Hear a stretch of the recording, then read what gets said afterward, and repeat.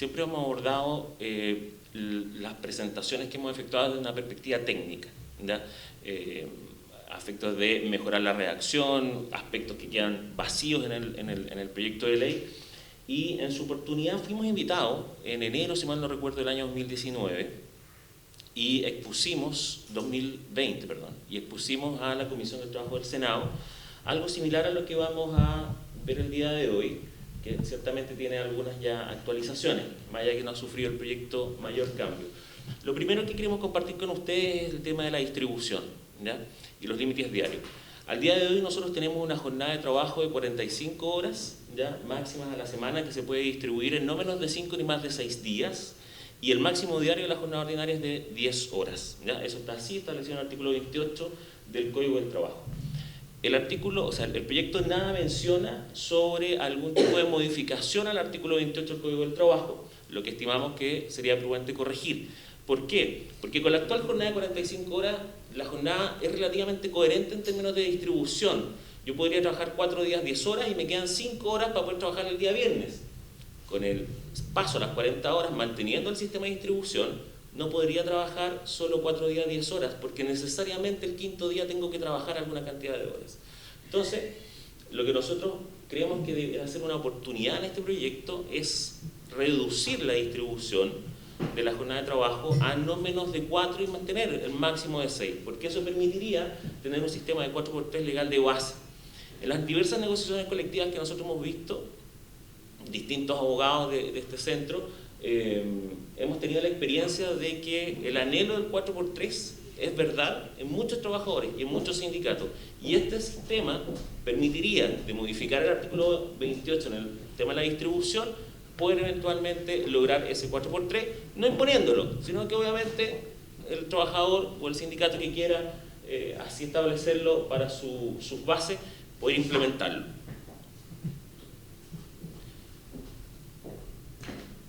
Los trabajadores sujetos a jornada parcial, ya acá en la primera presentación de la OIT algo se mencionaba, el proyecto no menciona nada respecto de qué pasa con la jornada parcial.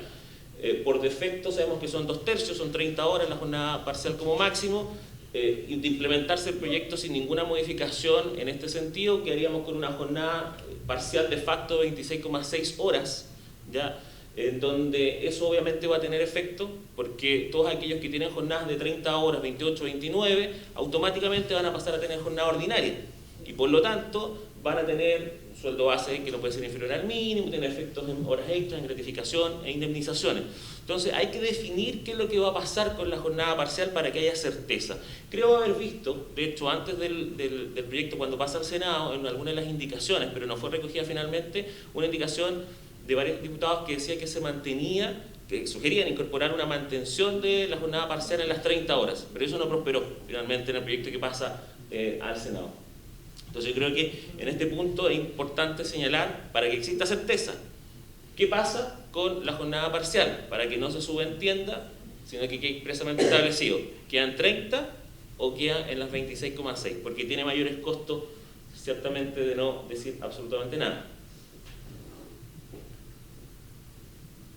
Otro tema dice relación con los trabajadores exceptuados de la jornada de trabajo. Al día de hoy tenemos el artículo 22, dos incisos, los trabajadores con jornada, el inciso primero, y los trabajadores sin jornada, sin sujeción a los límites de jornada, en el inciso segundo, ¿ya? ¿Qué es lo que dice el proyecto? Dice que las circunstancias de los trabajadores exceptuados de la limitación de jornada de trabajo tiene que ser calificada, dice, deberá ser calificada por la Inspección del Trabajo del territorio respectivo. No es una facultad, no es así como está el proyecto, dice deberá, ¿ya? Por lo tanto es imperativo que la Dirección del Trabajo haga esa calificación. Por lo tanto, la pregunta es, si es obligación, ¿cuándo? ¿Antes o después de la contratación? ¿Qué pasa con los trabajadores que ya están contratados? Va a haber esto ya es un tema de la orgánica de la Dirección del Trabajo, en el fondo están los medios para hacer ese tipo de calificación. Nosotros creemos que es mejor que esto sea objeto de una fiscalización facultativa, ¿ya? Ya sea de oficio o a petición de parte, pero no quede como un deberá, porque si el deberá está establecido así, una nueva contratación eventualmente no se va a poder hacer en base a esta redacción, porque requeriría esa previa calificación de la Dirección del Trabajo. Entonces, creo que hay que modificar en este sentido la obligación para que sea una facultad. En materia de no disminución de remuneraciones, el proyecto dice que no tiene que haber bajo ninguna circunstancia una disminución de las remuneraciones actuales de los trabajadores beneficiados. ¿Cuál es el problema que nosotros vemos? Que hay falta de especificidad en este punto. ¿Por qué? Porque en lo que fue la discusión anterior y las distintas mesas, de los actores que fueron invitados a la discusión en Cámara de Diputados, lo que observamos que daban por cierto de lo que no se modificaba eran las remuneraciones fijas, ¿ya? Pero lo cierto es que cuando uno ve el Código del Trabajo y uno ve la definición de remuneración, la definición de remuneración admite 5 tipos de remuneración, ¿ya? Sueldo base, gratificación, participación, la gratificación, y están las comisiones y el sobresueldo. Pero están las comisiones, y las comisiones es la renta variable por excelencia. La redacción del artículo, tal como está en este proyecto, dice que las remuneraciones por regla general, o sea, todos los tipos de remuneración no se deben tocar, ¿ya? Por lo tanto, aplicando esto al tenor literal de la definición de remuneraciones, no deberían tocarse las comisiones. Entonces, creemos que debiera existir una especificidad en este sentido. De decir, son las remuneraciones fijas, las variables, sueldo base, porque ciertamente si esto toca las comisiones, vamos a estar en un sistema en donde la afectación en términos de gastos va a ser mucho más grande de lo que eventualmente se prevé al día de hoy, ¿ya? Para las empresas. ¿Qué podría llegar a pasar si es que esto se mantiene así? Trabajadores podrían legítimamente entender de que sus comisiones no pueden verse afectadas, entonces un mes que trabajan menos horas, 40 en vez de 45, si ganaron menos comisiones por ese menor tiempo, eso tiene que ser pagado por la empresa. En base a que tal vez el promedio de los últimos 3 meses íntegramente trabajado podría ser una alternativa, que es algo que ya existe al día de hoy para efectos de bases de cálculo de indemnizaciones o vacaciones, por ejemplo. Pero ese es el sentido de la norma. Entonces, creemos que falta acá especificidad. Si es, tal como se ha entendido, no afectación en las remuneraciones fijas, debe ser señalado expresamente. Si afecta también el variable, tiene que ser señalado porque no puede quedar subentendido, ¿ya? Porque si no, vamos a entrar en un tema de judicialización no menor. Hay otra cosa que se incorpora posteriormente al proyecto inicial, que es esta creación especial de periodos bimensuales o trimestrales de jornada, que es bastante particular.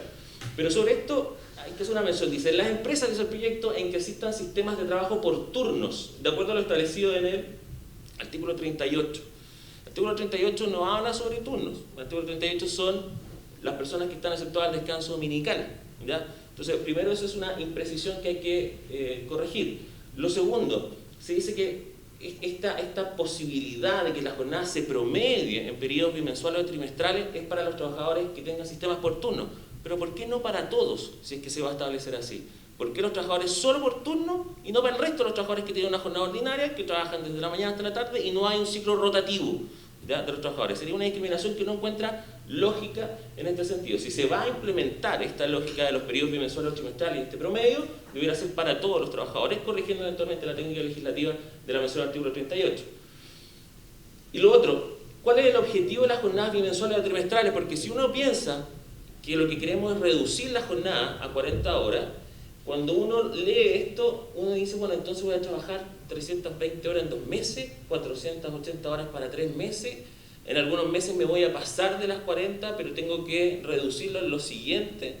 Entonces, no queda claro eso en la redacción de la norma. Creemos que no apunta muy bien al espíritu del proyecto. Y claramente no hay razón por la cual excluir a los trabajadores que tienen jornada y no están en un sistema de turno, ¿no? Respecto a las jornadas excepcionales y las jornadas especiales, no hay ninguna mención en el proyecto, ¿ya? En materia de las jornadas excepcionales, hay dudas, ya se mencionaba por algunos de los expositores anteriormente, qué pasa con esas jornadas excepcionales. De hecho, también recuerdo que en algunas de las indicaciones anteriores a que pasara el proyecto a Senado, algunos diputados hicieron una indicación que lo prosperó finalmente de que se mencionara en forma expresa que todos estos sistemas de jornadas excepcionales jornadas bisemanales y otras más mantenían su vigencia, ¿ya?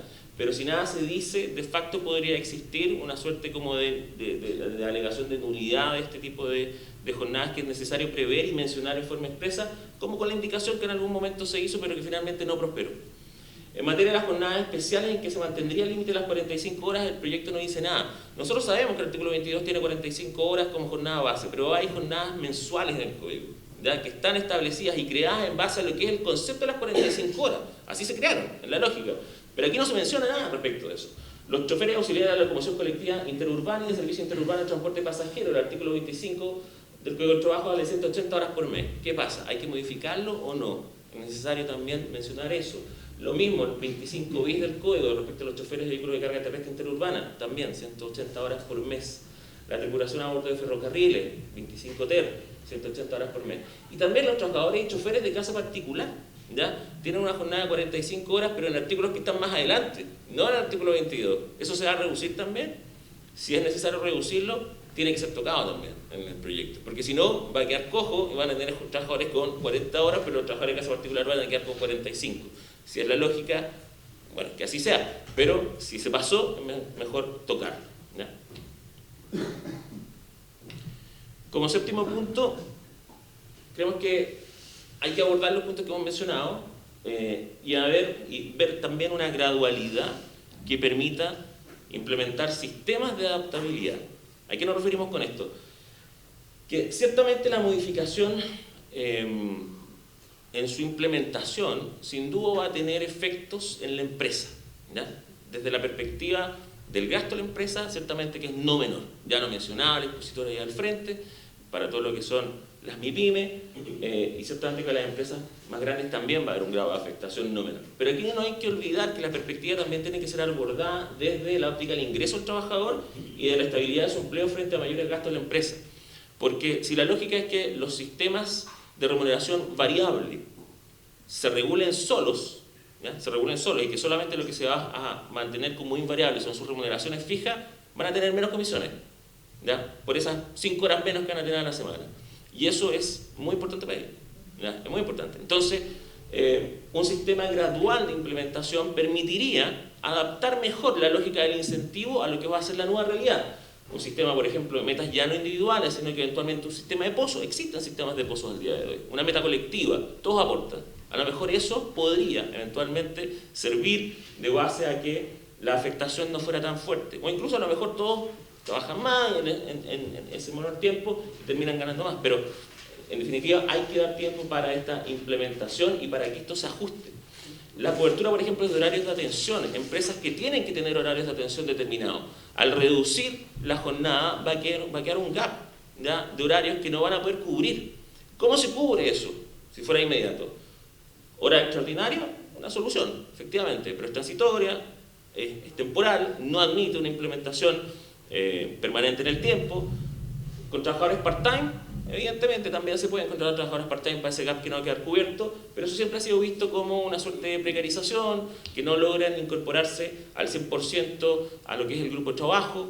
Entonces hay que tener también consciente de esto, o eventualmente incluso abandonar las jornadas completas, ¿ya? De jornada, un trabajador de jornada ordinaria y algún relleno con jornadas parciales, y tener simplemente todas las jornadas parciales, ¿ya? Pero si eso va a ser así, también hay que tener presente la crítica que se hace en la doctrina respecto a la jornada parcial. No logra plena integración, no logra una permanencia en el tiempo, tiene alta rotación. Finalmente, en relación a lo que son los criterios de implementación gradual, el proyecto habla sobre que esto va a empezar de inmediato en el fondo a las empresas que tengan más de 75.000 UF de ingreso, va a ser paulatino para aquellas que no. Esto es una innovación, ¿no?, del proyecto, ¿ya? El Código del Trabajo no establece ningún tipo de clasificación en este sentido previamente en alguna disposición. Nosotros creemos que debiera atenderse a los criterios de tamaño o eventualmente incluso hacer un mix, tamaño con eventualmente consideración a la facturación, pero el solo indicador de facturación no es por sí mismo creador de una justicia respecto a los trabajadores, ¿ya? Eso es lo que queríamos compartir con ustedes el día de hoy. Mencionaste en un momento el tema del elemento que está dentro del proyecto respecto al tema del promedio mensual y bimestral. La pregunta es, ¿ustedes, dentro del análisis que hacen del proyecto, plantean algún mecanismo de negociación para abordar esa posibilidad de crear ese promedio? ¿Cómo lo evalúan ustedes? Cuando discutimos algunos aspectos de mejora de ese punto, vimos que no era malo que se regularan las partes entre sí de acuerdo a sus propias necesidades. Por lo tanto, si habían sindicatos o trabajadores que querían trabajar a propuesta de la empresa más un mes y recuperar en el fondo esas horas de descanso al mes siguiente, eso es voluntad de las partes. Por lo tanto, no nos parece que sea per se negativo, ¿ya? Es una innovación a este sistema, pero esa flexibilidad en principio debiera ser para todos y no solamente para los trabajadores con sistemas de turno, que es como parte el artículo. Y lo segundo es que escapa un poco la lógica de esto de lo que es la jornada de 40 horas para generar descanso y conciliar la vida laboral con la profesional de menos tiempo, porque en algún punto esos trabajadores van a volver a lo que es la jornada anterior, van a trabajar menos un mes, sin duda, pero van a volver a la jornada anterior. ¿Ya? Entonces hay que tenerlo presente. En principio, por temas de discriminación, que lo vemos que no tiene justificación, lo que más consideramos que es necesario tener presente para modificar en ese artículo es el tema de que solamente se hace mención a que es un beneficio para los trabajadores por turno. Respecto del sistema del promedio, que es una innovación, yo creo particularmente que creo que hay que tratarla mejor en la técnica legislativa en la redacción, no me parece que sea negativo, ¿ya? Yo creo que permite que las partes se regulen en instancias en donde, por ejemplo, proyectos de la empresa requieran de mayor trabajo en algún mes, llámese en el retail. Todos sabemos que en el retail se contrata a trabajadores part-time para cubrir las mayores demandas, ya sea para los Cyber Day, para el Día de la Madre, el Día del Padre, Navidad, Día del Niño. Entonces, a lo mejor un sistema de esta naturaleza, con estos promedios que se permiten eventualmente para generar un mayor número de horas legalmente trabajables en esos periodos, sería bastante beneficioso para esos trabajadores y no recurrir a otras figuras que son más de, por ejemplo, suministro de trabajadores o algún trabajador part-time que en el fondo le quita la instancia de poder ganar a los propios trabajadores ya de la empresa la comisión que eventualmente ya con esta reducción van a dejar de ganar. Entonces, a mí no me parece negativo el tema del promedio, ¿ya? Pero creo que genera dudas, no solo por el tema de los turnos, sino porque, en el fondo transmito textual, me han dicho, pero ¿esto qué significa? Son 320 horas cada 2 meses, y yo ahí las voy distribuyendo de forma tal que no me pase. ¿Cuánto me puedo pasar el primer mes? Porque sí o sí voy a tener ciertos límites máximos, que son las 10 horas. Entonces, cuando yo establezco este promedio, tengo que también hacerme cargo de cuánto puedo crecer en un determinado mes. Porque si no, se va a mantener todo estandarizado, exactamente igual. No va a tener posibilidades de crecer hacia arriba un mes para reducir el descanso en otro. Sobre todo, además, si no me hago cargo de la distribución en 4 días. Que precisamente el tema de la bimensualidad, la trimestralidad, sería posible si pudiera trabajar, tener los 6 días trabajando el primer mes, o 5, y después el segundo o el tercero, 4, con menos horas. ¿Entiendes? Perfecto. Pero cuando mencionabas en particular respecto al tema del acuerdo entre las partes, ¿te referías al trabajador individualmente considerado o un esquema con el sindicato o un mixto? Ambos dos. En relación a los acuerdos con sindicatos. El proyecto de ley, en el punto que tú me preguntaste sobre si los promedios bimensuales o trimestrales, que el proyecto dice acuerdo entre las partes, podía ser abordado desde la perspectiva de un acuerdo con sindicatos individualmente, tal como está ahora dice entre las partes. Por lo tanto, es acuerdo individual. Ni siquiera se debe entender que podría ser colectivo. Yo creo que deberían ser ambos. ¿Ya? Ambos. Primero, no hay que conocer que cuando uno negocia colectivamente un acuerdo, un contrato colectivo sirve para homogeneizar transversalmente la situación automáticamente de muchos trabajadores y por lo tanto automáticamente uno puede un gran universo de trabajadores dejarlos adscritos a un sistema de distribución especial, si es que ellos quieren, ¿ya? Y eso automatiza y es mucho más ágil ese tipo de negociación. Pero la negociación individual no puede quedar soslayada por el acuerdo sindical. ¿Ya? La jornada de trabajo es una mención del contrato individual. Por lo tanto, si eventualmente un trabajador quiere negociar individualmente y lo puede hacer, más allá si tiene o no peso específico, es una facultad que no puede quitársele. ¿Ya? Yo como trabajador puedo negociarlo. Y si mi empleador, por el peso que yo tengo, por el valor, concede que yo tenga una eventual redistribución, está perfecto. Pero no puedo yo de facto dejar que la negociación de promedios bimensuales o trimestrales que es solamente entregada al aspecto de contratos colectivos, instrumentos colectivos en general.